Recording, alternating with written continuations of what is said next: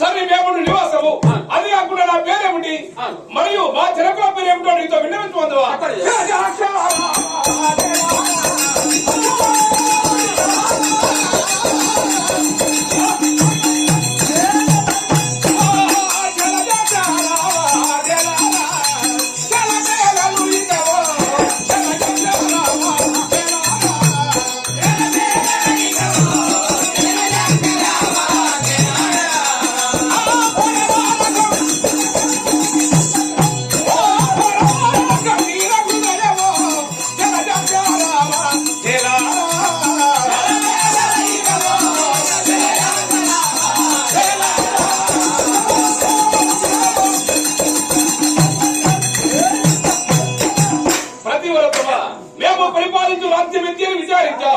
మేము పరిపాలించు రాజ్యము ఢిల్లీ హస్తినాపురం అని వాడుకుందరు. ఢిల్లీ హస్తినాపురం అందులో మీ నాన్నగారి పేరు సరి అందులో పంచ పాండవులు మధ్యపురి సుతుడు కావున మా తండ్రి పేరు అర్జునుడు, ధర్మరాజు, భీముడు, నకుల సహదేవుడు, అందులో పార్థుడు మా తండ్రి అంటే అర్జునుడు. మీ తల్లి పేరు సరి మా తల్లి పేరు సుభద్రాదేవి. సరి నా పేరు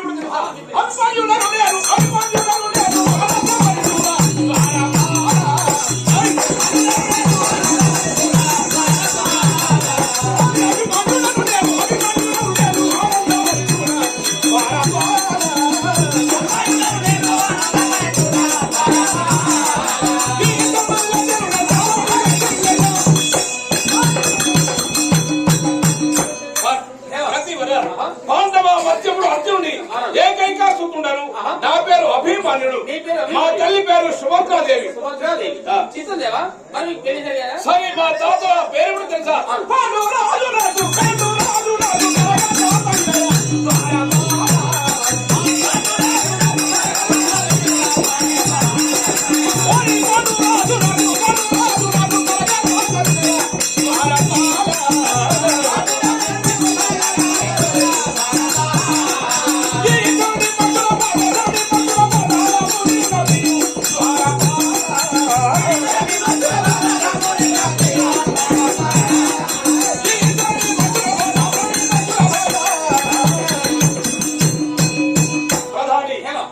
రాజు మాకు తాత, మరి కుంతీదేవి అమ్మ అవుతుందో.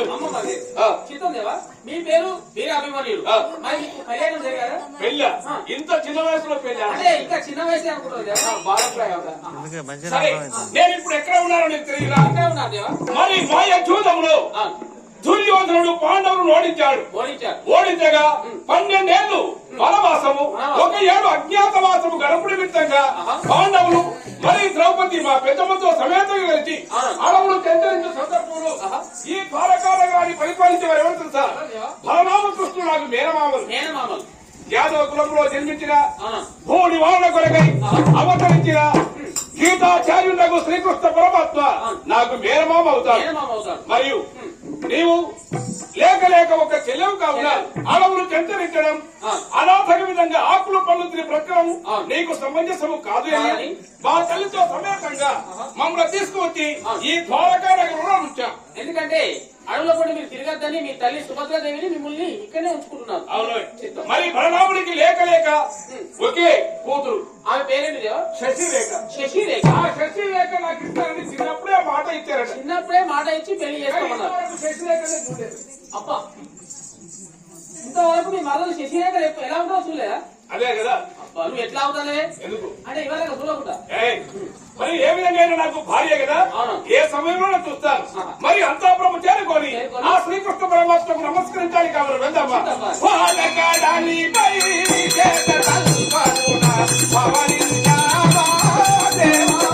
దేవా